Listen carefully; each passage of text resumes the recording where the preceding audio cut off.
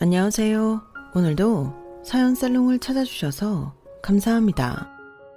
저는 서울에 사는 30대 후반의 여성이에요. 사연 살롱을 들으시는 분들 중 결혼하신 여성분들은 결혼 전과 후가 어떠셨는지요? 올라오는 사연들 들어보면 저처럼 뒤통수 3개 맞으신 분들도 꽤 있는 것 같지만 다 그런 건 아닌 것 같아서요. 저나 사연 속 주인공들 분들처럼 3개 맞지는 않아도 조금씩은 전과 다르다고 느끼는 분들이 더 많을 거라고 생각이 되기는 해요. 저는 사촌 언니들하고 나이 차이가 꽤 나서 제가 어릴 때 결혼한 언니들이 몇 명 있었거든요. 언니들이 결혼 이야기, 시댁 이야기 하는 거 들어보면 참 결혼이라는 게 낭만이 없더군요. 전혀 로맨틱하지 않은 거예요. 그 영향 때문인지 저는 열정적인 사랑이나 두근거림 같은 것보다는 서로 취미가 같고 성격이 비슷해서 친구처럼 오래 재미있게 사는 게 더 좋다는 결혼관을 갖게 됐어요. 그런 사람 못 만나면 결혼 안 해도 그만이라고 생각했고요. 나한테 사랑한다, 너 없으면 못 산다, 이런 사탕 발린 말을 하다가 한눈 팔거나 마음이 식는 건 너무 싫었거든요. 그런데도 저는 결혼에 실패하고 말았네요. 제 신념대로 남자를 만나면 오래 잘 살 거라고 착각했었던 거예요. 그 사람은 취미가 잘 맞든 낯간지러운 말을 잘하든 그 사람 자체의 인성을 봐야 되는 거였어요. 정말 많은 걸 느끼고 경험했네요. 그럼 제 결혼이 왜 실패했는지 지금부터 본격적으로 이야기해 볼게요. 저는 애니메이션을 좋아해서 대학 때부터 애니메이션 동호회에 있었어요. 대단한 걸 하는 건 아니고 같이 모여서 좋아하는 애니메이션도 한 편씩 보고 그걸 주제 삼아 같이 밥도 먹고 술도 마시며 이야기하는 모임이었어요. 대학 졸업 후에는 뿔뿔이 흩어질 줄 알았는데 꽤 멀리 이사를 가거나 피치 못할 사정이 있는 사람이 아니면 웬만하면 두어 달에 한 번 정도 만나게 되더라고요. 꼭 애니메이션을 보는 게 아니어도 웬만한 학창시절 친구나 동기들 같은 사이가 된 거예요. 각자가 바쁘니 애니메이션을 진득하게 앉아서 볼 시간은 많지 않았고 술잔을 기울이며 사는 이야기를 하는 대로 초점이 옮겨간 거였어요. 그래도 명색이 애니메이션 동호회니까 2달에 한 번이라도 애니메이션을 보자는 말이 나왔어요. 그래서 회의 끝에 3달에 한 번씩 보는 걸로 했어요. 2달이라는 시간이 생각보다 꽤 금방 돌아오더라고요. 사회생활 하는 애들이 이리저리 치이다 보면 그날 애니메이션 보는 게 버거울 때도 있을 거라는 예상에 3달로 잡았죠. 아주 적절한 선택인 것 같더라고요. 어쩌다 한번 보는 거니까 동호회 사람들도 안 빠지고 더 잘 나왔고 추억의 애니메이션을 볼 때면 서로 좋아하는 캐릭터를 얘기하고 옛날 이야기도 하며 웃음꽃을 피웠거든요. 그러다가 1년쯤 지나서 새로운 멤버를 받게 됐는데 그중 한 명이 바로 제 남편이었어요. 저하고 좋아하는 장르도 같았고 장품에 대한 해석도 꽤 비슷했고 좋아하는 성우나 여러 가지로 잘 맞았죠. 그러다 보니 저희는 정말 많이 친해졌고 또 그렇게 1년을 지나서 저희는 본격적으로 사귀는 사이가 됐어요. 저희 집하고 그 사람 자취하는 데가 걸어서 10분 거리라서 더 친밀감을 느끼고 가까워졌던 것 같아요. 친정 부모님은 탐탁치 않게 생각했어요. 그런 사람 그만 만나고 좀 제대로 된 사람을 만나라고도 했죠. 나도 애니메이션 보잖아. 그럼 나도 제대로 안 된 거야? 애니메이션 동호회에서 만났다고 너무 편견 갖는 것 같은데? 너나 다른 사람들은 다 자기 직장 갖고 일하고 있잖아. 근데 그 정식이라는 남자애는 취준생이라며. 그럼 이야기가 다르지. 너보다 나이도 2살 위라며.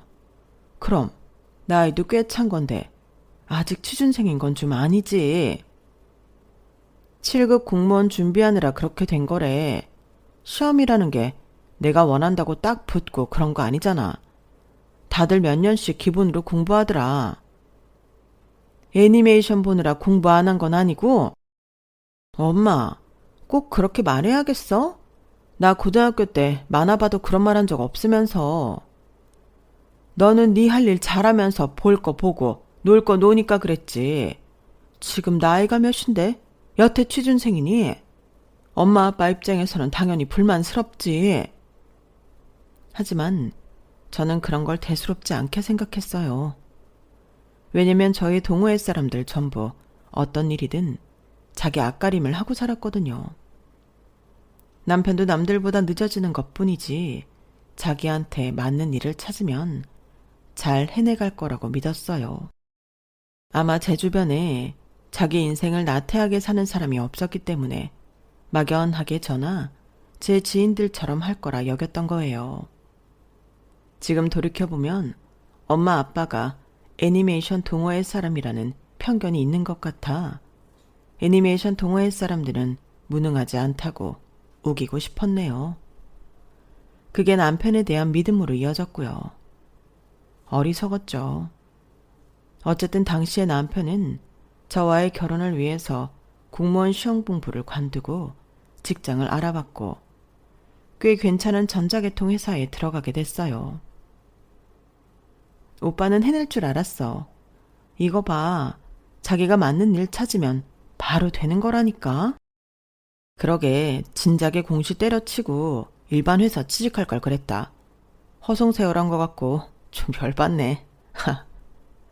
이제 그동안 힘들었던 거 다 보상받을 거니까 걱정하지 마. 남편이 머리가 나쁜 사람은 아니었어요. 끈기가 부족한 게 문제라서 오랫동안 공부 못하는 걸 못 참는 것 같았는데 어떻게 몇 년씩 공무원 시험 준비를 했을까 싶더라고요. 하긴 머리도 좋고 대학도 괜찮은데 나왔으니 7급 볼 생각을 했던 거겠죠. 아무튼 저희는 이런저런 우여곡절 끝에 양쪽 집안의 허락을 받았어요. 사실 시댁에서는 반대가 없었는데 제가 남편하고 시댁 모르게 저희 가족을 설득하는 게 좀 힘들었어요. 남동생까지 반대를 하더라고요. 결국은 남편이 집에 와서 열심히 살 거라는 의욕을 보여준 후에야 부모님은 허락을 하셨어요. 남동생은 잘 모르겠으니 알아서 하라고 하더라고요. 아무튼 그 후 결혼 준비와 결혼식까지는 아주 무난했어요. 예물이나 집 문제 같은 것도 크게 없었고요. 사실 집은 제가 대학교 1학년 때부터 청약통장 부어놓은 게 있었고 재개발되는 아파트에 당첨이 되었어요. 그 아파트가 완공되고 2년 전세를 줬었기 때문에 그걸 빼고 저희가 들어가기만 하면 되는 거였기 때문에 큰 문제가 없었네요. 그래서 한동안 애니메이션 동호회 사람들이 남편 보고 장가 잘 갔다고 농담을 하기도 했어요. 집 문제로 신경 쓸 게 없었으니까요. 아무튼 그렇게 신혼생활을 시작하고 4개월 정도 됐는데 남편이 회사에서 다른 지역으로 발령이 났어요. 저는 지방 대도시로 가라고 했다는데 남편이 처음엔 좀 반발을 했나 봐요. 그랬더니 2년 후에 돌아오면 팀장 자리를 준다고 했다나요. 그쪽에 인재가 없어서 그러니 남편더러 가서 기반을 좀 잘 닦으라는 취지였대요. 아 진짜 결혼한 지 얼마 안 되는 사람을 지방으로 보내는 게 어딨어. 지은이 너도 직장이 있고 움직일 수 없는데 완전 강제로 주말 부부 만드네. 이러니까 우리나라 결혼 인구가 안 느는 거야. 남편은 요즘 결혼 비율까지 들먹이며 화를 냈지만 저는 냉정하게 생각했어요. 오빠, 2년 후 돌아와서 팀장이면 나쁘지 않잖아. 오빠 나이가 적은 것도 아닌데 지방에 연봉 올려주는 조건으로 보낸다며. 그러면 오빠를 그만큼 인정한다는 거고 들어간 지 얼마 안 돼서 꽤 평가받고 있는 거잖아. 우리 미래를 생각해서 침착하자. 야 김지은, 너는 나랑 주말 부부 되는 건데 그렇게 말하냐? 사람 섭하게. 나도 5일 떨어져 있고 그러는 거 속상해. 근데 좀 더 길게 보자는 거야. 어차피 이미 발령은 났고 그거 안 가면 뭐 회사 관둘 거야? 아니잖아. 그냥 우리 둘이 만났을 때 더 재미있게 지낼 생각해보자. 연봉 늘면 우리 돈도 더 빨리 모으고 여러모로 좋지 않겠어? 어떤 상황이든 긍정적으로 생각해보자는 거야. 남편도 점점 저의 말에 수긍을 하더니 알겠다면서 이왕 이렇게 된 거 돈이나 왕창 벌게 야근도 빡세게 해서 인센티브 받는다고 하더군요. 남편이 서울에 못 올라올 때에는 제가 내려가는 걸로 하고 저희는 주말 부부가 되었어요. 일주일에 5일은 서로 영상통화를 하며 안부를 확인하고 주말에 만나니 확실히 매일 얼굴 보고 사는 부부보다는 덜 싸우는 것 같더라고요. 지인들한테 신혼 때부터 싸웠다는 말들을 많이 들었는데 저희는 안 그랬으니까요. 그렇게 1년하고 3개월 정도를 보냈어요. 그 즈음부터 남편이 주말에 안 올라오는 일이 많아지더라고요. 저는 당연히 회사 일 때문이라고 생각했고 남편도 그렇게 말했어요. 저도 회사 생활을 하는 사람이니 충분히 이해할 수 있는 일이었고요. 그러다가 주중 영상통화도 뜸해졌고 카톡도 전보다 많이 주고받지 않게 됐어요. 저는 남편의 생활이 이것저것 궁금한데 남편이 대답도 단답형으로 하고 제 일상에 대해서도 듣는 둥 마는 둥 하는 게 느껴졌죠. 저는 혹시 무슨 일 있냐고 물었어요. 일은 무슨 일? 요새 진짜 회사가 바빠서 내가 피곤해서 그래. 아무것도 아니야. 이런 일 다 정리되면 전처럼 자주 통화하자. 친구들은 1년 넘었으니 권태기가 온 거라고 하더라고요. 무슨 권태기가 그렇게 빨리 와? 1년이면 빠른 것도 아니지. 요즘은 몇 달 만에 시들해지는 사람들도 많아. 친구들이 그렇게 말하니 저는 괜히 마음이 불안해지더라고요. 그래서 한 번은 제가 주말에 내려가겠다고 했죠. 안 내려가 본 지 좀 됐거든요. 남편이 주말까지 이런저런 약속도 있고 일이 있다고 해서요. 그러자 남편은 지금은 오지 말라고 하더라고요. 내가 이번 주는 집에 없거든. 상사하고 다른 지역 출장 가야 돼. 야, 나도 미치겠다. 이거는 개발자한테 무슨 시장 동향까지 살피라고 그러냐? 에휴, 나도 얼른 올라가든가 해야지. 서울 갈 날만 기다린다. 남편은 일요일 밤 늦게 온다며 저더러 조금만 참으라고 하더라고요. 알겠다고 했지만 자꾸 친구들이 말한 권태기라는 단어가 떠올랐어요. 그래서 결국 연차를 내고 월요일 저녁에 도착하는 KTX를 타고 무작정 남편 회사 앞으로 갔죠. 저를 본 남편은 무척이나 당황하며 어쩔 줄 몰라 했어요. 아니, 말도 없이 어떻게 왔어? 회사는 어쩌고? 연차 냈지. 오빠 얼굴 너무 못 본 것 같아서. 남편은 정말 곤란한 표정으로 잠시 생각하더니 이렇게 말했어요. 아, 근데 진짜 내가 오늘 집에 늦게 들어갈 것 같아. 미리 회의 잡아놓은 게 있거든. 회사에서 하는 건 아니고 다른 회사랑 합작하는 문제라서 저녁 먹고 나서 이야기가 진행될 것 같아. 어쩌지? 여기까지 왔는데. 그러게 오기 전에 얘기라도 하지 그랬어. 남편이 너무 곤란해하는 걸 보니 제가 잘못한 것 같아 이제는 제가 어쩔 줄을 모르겠더라고요. 하는 수 없이 저 혼자 남편이 자취하는 방에 가 있었어요. 남편은 밤 12시 가까이가 다 돼서 왔고요. 피곤에 지친 모습에 저는 말도 제대로 걸 수가 없었어요. 다음날 남편은 저를 기차역까지 바래다 줬어요. 미안해 오빠. 나는 요즘 통 오빠랑 대화도 잘 못하고 해서. 나 이제 곧 회사 그만두고 본격적으로 내 사업할 거야. 동생이 하는 거 옆에서 거들기만 했던 거. 그래서 더 바빠지기 전에 자주 보려고도 했지.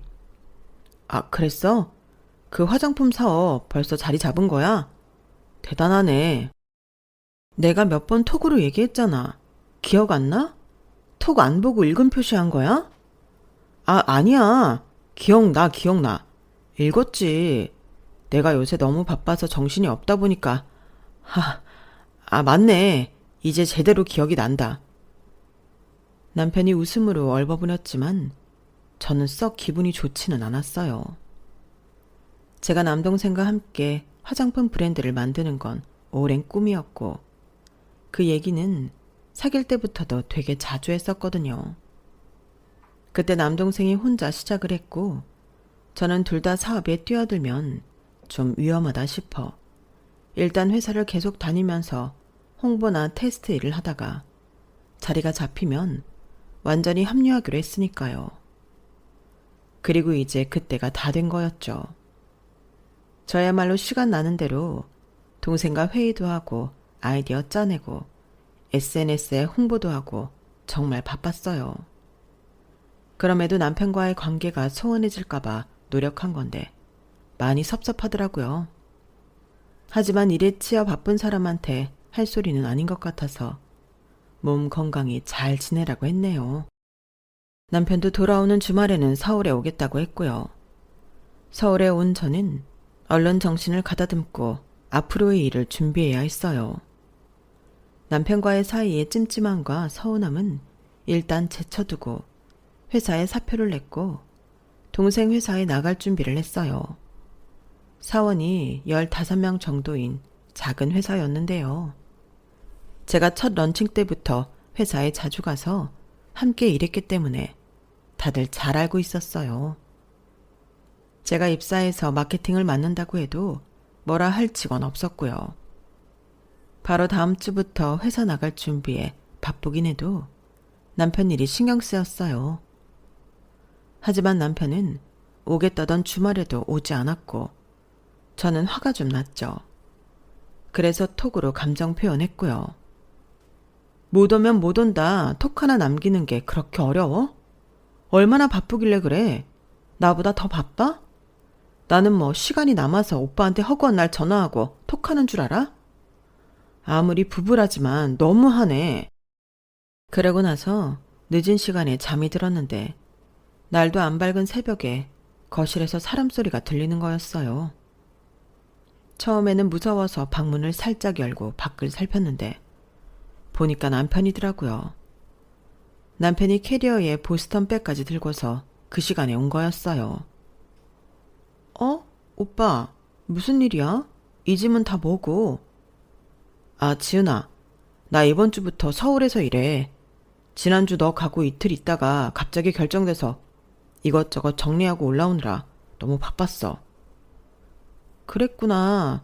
나는 그런 줄도 모르고 섭섭해서 톡으로 한마디 한 건데. 톡? 카톡 보냈어? 미안. 내가 요즘 카톡 볼 시간도 없어서. 남편은 그때 핸드폰을 꺼내서 카톡 확인하더니 엄청 미안한 표정을 짓더라고요. 진짜 미안해 지은아. 내가 어떻게든 잘해서 서울 와서 연봉 좀 올려보겠다고 한 게 너를 많이 섭섭하게 했나 보다. 앞으로 같이 있을 거니까 더 잘할게. 좀 봐주라. 응? 그런 말이 어딨어. 나야말로 사정도 모르고 화내서 미안해. 저와 남편은 그날 오랜만에 함께 맥주 한 잔을 나눴는데요. 배달앱에서 그 시간까지 영업하는 야식집을 찾아 닭발에 몇 가지 안주도 주문했고요. 저도 남편도 그동안 못한 말들을 나누면서 오붓한 시간을 가졌어요. 남편은 하루만 쉬고 다음 날부터 출근한다고 해서 방에 들어가 잤고요. 저는 야식을 먹고 바로 준비를 하고 회사로 나왔네요. 내심 안심이 되고 불편했던 마음도 해소가 되어 후련했어요. 혹시라도 남편이 딴 마음을 먹은 게 아닌가? 나 모르는 무슨 비밀 같은 게 있나 걱정을 했었거든요. 남편이 서울로 올라오고 나니 생활 패턴에도 여러 변화가 생겼어요.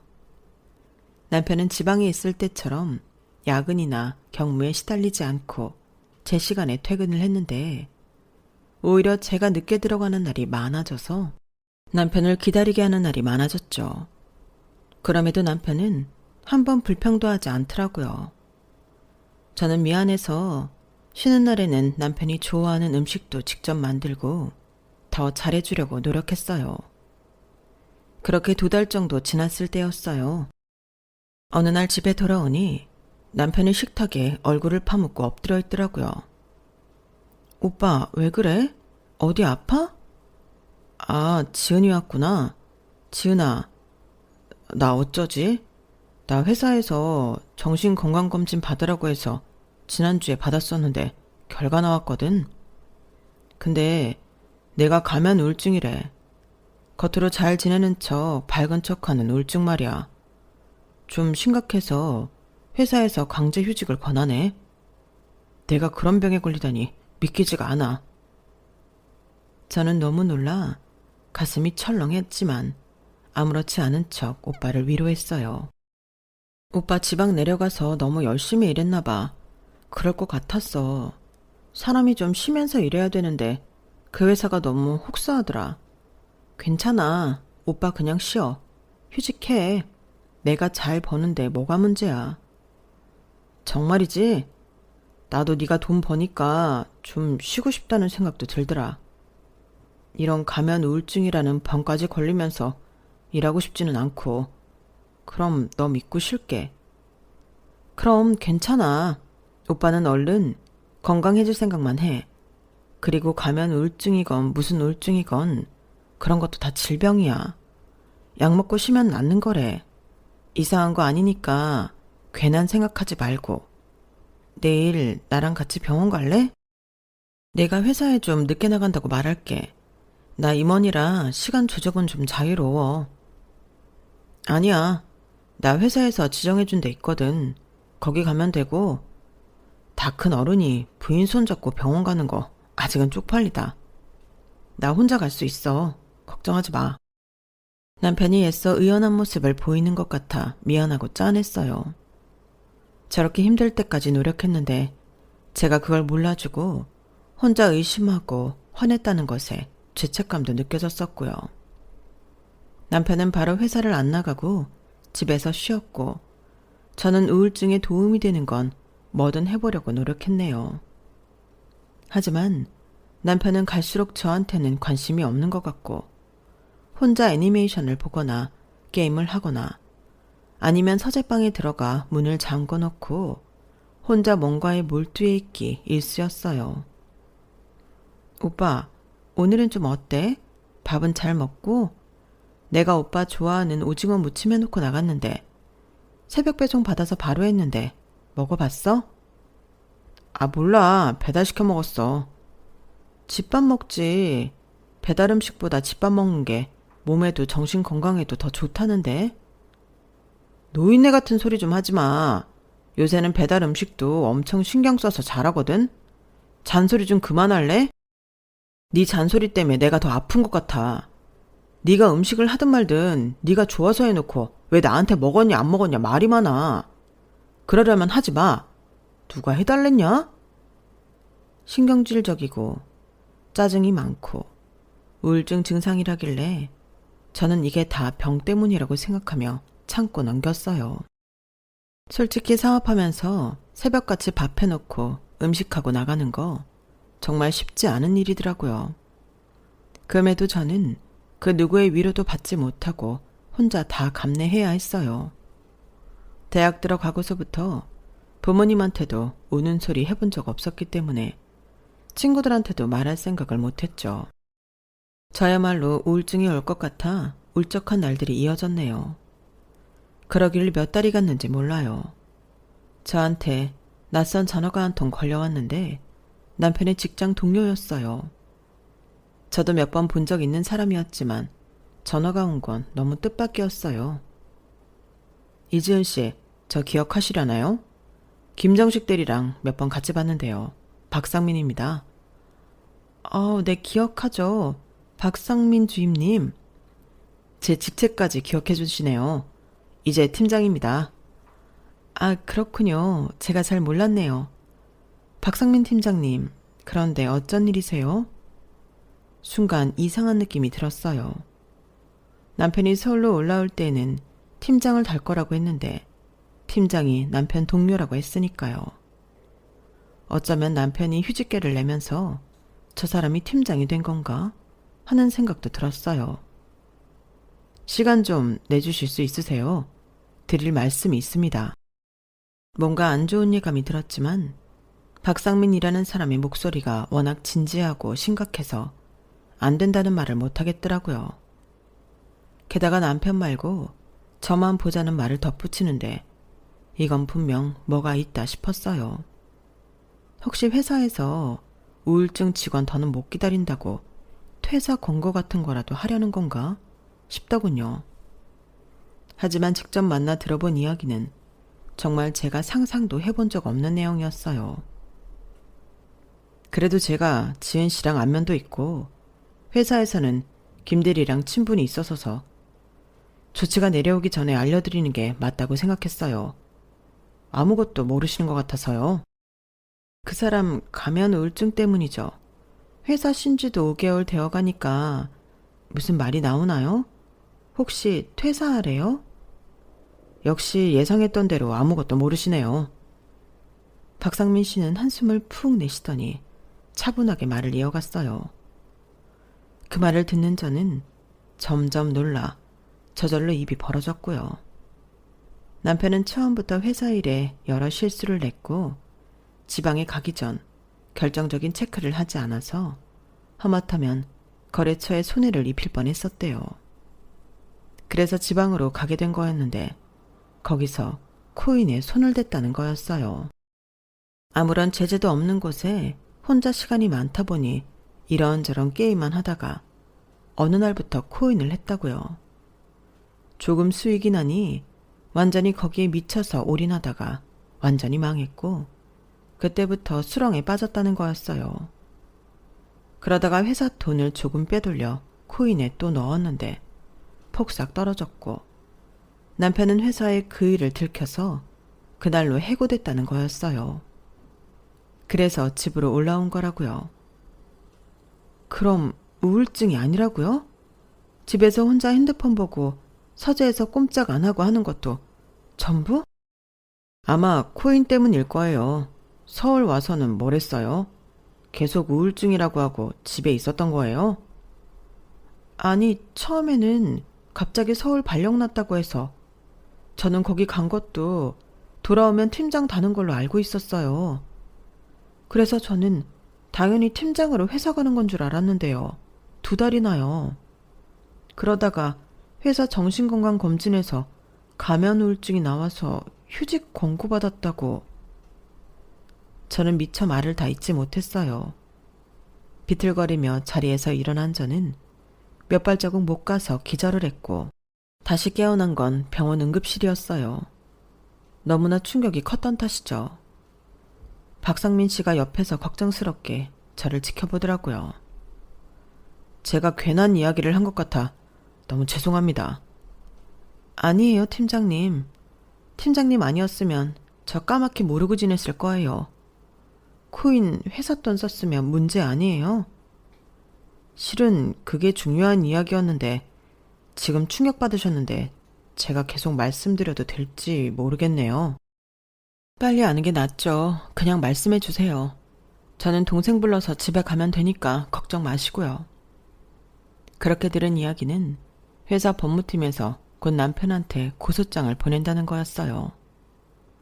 박상민 팀장님이 며칠 전 남편한테 연락해서 이야기를 해보니 저한테 말을 한 것 같지 않아 마음에 걸렸다고 하네요. 그래서 가만히 있다가 날벼락 맞는 것보다 알려주는 게 좋을 것 같아 오지랖 부린 거라고요. 저는 바로 동생을 불렀고 동생도 사정 이야기를 다 들었어요. 기가 차서 말을 못하더라고요. 동생은 나를 태우고 친정으로 갔고 그 이야기를 들은 친정 부모님도 화가 나셨지만 일단 저부터 몸을 추스르게 한다며 방에 재우시더라고요. 잠결에 들어보니 동생과 친정 부모님이 대책회의를 하는 것 같았어요. 결과야 뻔하죠. 저와 남편이 이혼하는 거고 정신적 손해배상까지 받아내자는 말이 나왔어요. 냉정을 되찾은 저는 일단 집에 가서 짐을 챙겨 나오겠다고 했어요. 한 걸음 옮기는 게 너무 힘들었지만 저는 이를 악물고 택시를 타고 집으로 왔네요. 집에 들어갔더니 남편은 거실 소파에 앉아서 TV를 보고 있었어요. 아침부터 캔 맥주에 오징어를 먹으면서요. 생각해보니 우울증 환자는 술을 마시면 안 되는데 저렇게 태연하게 맥주를 들이키고 있다니 사람을 얼마나 물로 봤으면 저런 행동을 할까 싶어 화가 치밀었지만 한편으로는 이딴 인간하고 더는 한마디도 섞고 싶지 않더라고요. 여태껏 저를 속이고 이용해 먹은 걸 생각하니 그간의 애정도 미안함도 싹 사라지고 머리끝부터 발끝까지 징그럽고 꼴보기 싫었어요. 그 인간을 앉혀놓고 따지고 들 생각조차 안 들더군요. 들어봤자 뻔한 변명 아니겠어요? 어차피 나를 또 속일 거 그런 말 들어 뭐하겠나 싶더군요. 정말이지 타임머신이 있다면 결혼하기 전으로 돌아가 과거의 저한테 절대 결혼하지 말라는 충고를 해주고 싶을 뿐이었어요. 저는 남편이 서울에 와서 팀장을 달고 집안 가장 노릇을 충실히 하기 위해 경무에 시달리다가 병을 얻은 줄로만 알았어요. 바보같이 완전히 속고 있었던 거예요. 남편이 어떤 변명을 하더라도 저를 속이고 했었던 횡행한 것도 말하지 않고 지금까지 저렇게 버티고 있다는 건 더 이상 잘해볼 건덕지가 하나도 없었어요. 제가 대충 짐을 챙겨 나오니 남편은 이미 자기 방으로 들어갔더군요. 저는 아무 말도 안 하고 집을 나왔어요. 그리고 친정으로 가서 변호사를 선임해서 바로 이혼 절차에 들어가기 위해 처리에 들어갔죠. 남편 동료인 팀장님도 증언을 해주겠다고 했고 남편 회사에서 돈을 횡령한 자료도 다 받았고요. 다음날 남편이 저한테 어디 갔냐며 출장이라도 간 거냐, 자기 그러면 본가에 있다가 오겠다, 그런 문자를 보내더군요. 저는 남편이 나간 후에 바로 집에 들어가 남편 방을 뒤져서 코인 한 증거를 찾았어요. 보니까 남편 쓰던 노트북이 증거가 될 것 같아 그냥 통째로 들고 나와버렸네요. 그렇게 저는 제가 할 수 있는 걸 다 했고 변호사 사무실에서는 제 이혼 서류 작성에 착수했어요. 남편 노트북에 그동안 코인 하느라 접속했던 기록이며 거기서 손해본 걸 채우겠다고 인터넷 포커판에 들어갔던 기록까지 다 나왔어요. 방구석에 들어앉아서 할 수 있는 도박 같은 건 다 한 것 같더군요. 저를 앞에 두고도 혼자 핸드폰만 들여다보며 정신이 딴 데 팔려 있었던 건 우울증 때문이 아니라 이런 짓거리를 하느라 그랬던 거였어요. 왜 한 번도 남편 핸드폰을 들여다볼 생각을 안 했을까? 이렇게 작정하고 들여다보면 다 나오는데 나는 그동안 뭘 한 거지? 저 자신이 너무 바보 같고 모든 게 후회스럽더라고요. 정말이지 저야말로 우울증 증세가 나타나서 병원에까지 가야 했고 저는 친정 식구들이 말한 대로 이런 정신적 피해 보상까지 다 받기로 했어요.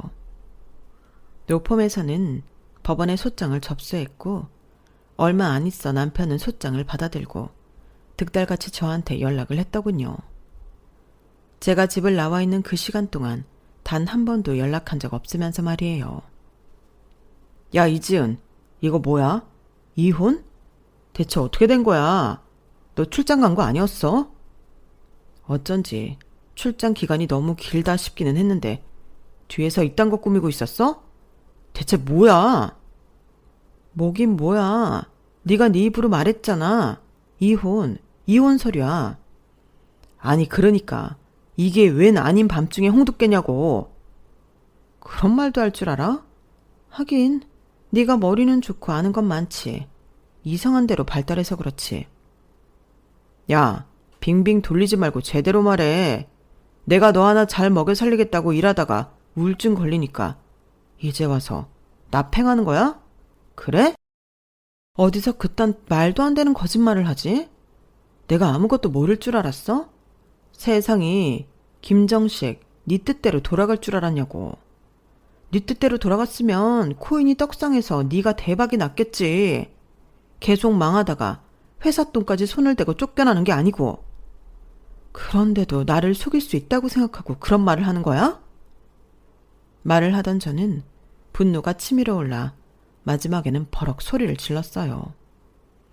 남편은 제가 전에 없이 소리를 막 지르자 놀랐는지 말을 못하더군요. 저는 전화를 그냥 끊어버렸어요. 걸려오는 전화도 받지 않았고 톡으로 자기가 다 사정 설명한다면서 말도 안 되는 소리를 하길래 다 차단해버렸죠. 그랬더니 다음날 출근길에 제 앞에 나타났더라고요. 자기랑 얘기 좀 하자고 사정을 하길래 저는 근처 카페로 들어가서 남편이 자리에 앉자마자 바로 그 앞에 그놈이 코인 접속하고 포커판까지 들어갔던 기록지 복사한 것과 남편 회사에서 보낸 고소장 복사한 걸 집어 던졌어요. 혹시나 해서 제가 전부 복사해서 따로 갖고 있었거든요. 그걸 본 남편은 입을 해 벌린 채 얼굴이 하얘져서 아무 말도 못하더군요.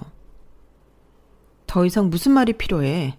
나를 감쪽같이 속이고 회사에서 잘린 걸 가면 우울증이라고 속여서 집에서 내 돈으로 놀고 먹고 그렇게 살 생각이었잖아.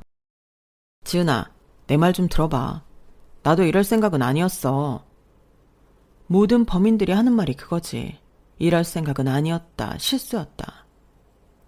나는 정말이야. 정말 실수였어. 다 바로잡으려고 했어. 시간이 필요했을 뿐이지. 시끄러. 제가 꽥 소리를 지르자 남편은 깜짝 놀라서 입을 다물었어요. 저는 화를 간신히 눌러 참느라 부들부들 떨었고 그런 제 모습에 남편은 약간 기가 죽어 눈치를 보더군요. 너 각오해. 내가 가만 안 둬. 그렇게 카페를 나오고 있는데 남편은 호다닥 내 앞으로 뛰쳐나오더니 무릎을 꿇고 양손을 싹싹 빌며 잘못했다고 하더군요. 금세 눈에 눈물을 그렁그렁 하면서 말이죠. 미처 말 못한 거 정말 미안해. 내가 잘못했어. 그래, 다 내 잘못이야. 내가 잘못 안 했다는 거 아니야. 근데 그냥 이렇게 끝내지는 말자. 우리 서로 좋아해서 한 결혼이잖아. 어? 나 이혼 못해. 이혼하기 싫어. 너 앞날을 생각하면 이혼하고 싶지 않겠지. 나는 내 앞날을 위해서 이혼해야겠어. 나 정말 실수한 거야, 실수. 사람이 실수는 할 수 있는 거잖아. 내가 혼자 지방에 있다 보니까 너무 지루해서 그래서 어쩌다 코인에 손댔는데 이런 결과가 나올 줄은 꿈에도 몰랐어. 나 한 번만 봐주라. 어? 지은아, 제발 부탁이야. 너 네가 너무 구차하지 않니? 너 자신이 싫지도 않아? 내가 잘못했어. 제발 한 번만 다시 생각해줘, 지은아. 우리 같이 살자, 어? 김정식, 너 저리 꺼져. 그리고 저는 이렇게 덧붙였어요. 그동안 내가 오래 참았는데 오늘 중으로 내 집에서 네 짐 다 빼라. 네 돈으로 사들고 들어온 물건들을 다 갖고 나가. 재수 온 붙을까봐 쳐다도 보기 싫으니까. 오늘까지 정리 안 하면 나 쓰레기 수거 업체 불러서 다 버릴 거니까 그렇게 알아. 그걸 마지막으로 저는 법정에 갈 때까지 남편을 보지 않았고 제 결혼 생활은 막을 내렸어요. 저한테 깔끔하게 자기 잘못이라는 말도 못하고 이런저런 변명만 해대던 남편을 보니 내가 정말 사람 잘못 봤구나. 인간 말종이구나 하는 생각만 들더라고요. 물론 사람이 실수는 할 수 있어요. 누구나 살다가 잘못된 길에 들어설 수도 있고요. 하지만 가장 가까운 가족, 그것도 부부 사이에 신의를 저버리는 건 있을 수 없다고 생각해요. 남편이 끝까지 말 안 하고 저한테 빌붙어 살 생각이었던 건 이혼 소송 중 법정에서도 다 드러났어요. 그런 사람에게 뭘 더 바라겠어요. 하루라도 빨리 정리하는 게 제 인생과 자신에게 죄를 덜 짓는 일이었네요. 남편이 불쌍하기도 했어요. 하지만 그게 제가 느꼈던 배신감을 밀어낼 만큼은 아니었고 더 이상 정도 없고 남자로도 좋아할 수 없었어요. 그저 나락에 떨어진 인간이 안 됐다는 정도의 치근함이었죠. 그리고 저는 남편보다 제가 더 불쌍했네요.